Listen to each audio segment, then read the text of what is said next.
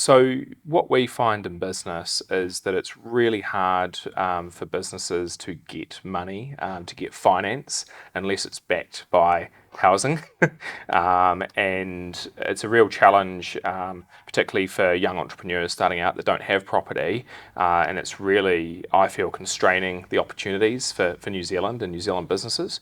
Are you able to tell me a little bit about what your other businesses that is involved in helping people with those challenges?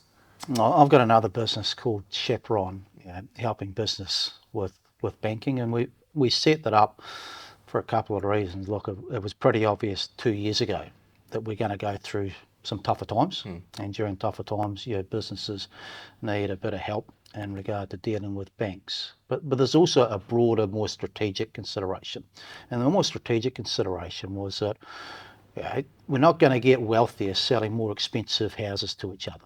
You need the real productive part of the economy to really step up.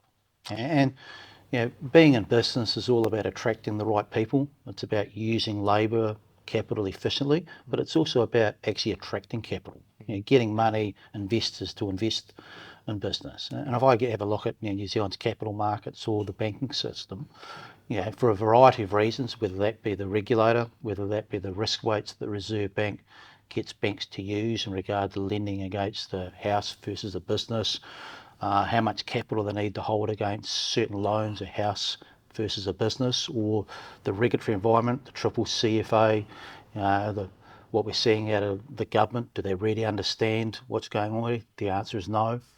Bank behaviour is a big issue because they focus on the short game and the safe game, which is housing, as opposed to taking risk. And banks make a lot of money, and there's nothing wrong with making money if you're taking risk. But what we see across the banking sector is that they make a lot of money, but they don't appear to be taking a lot of risk.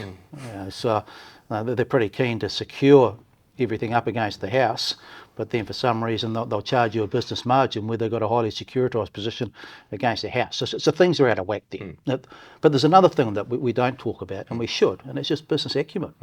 Businesses are going to have to lift their game. We can't just point the finger at regulators.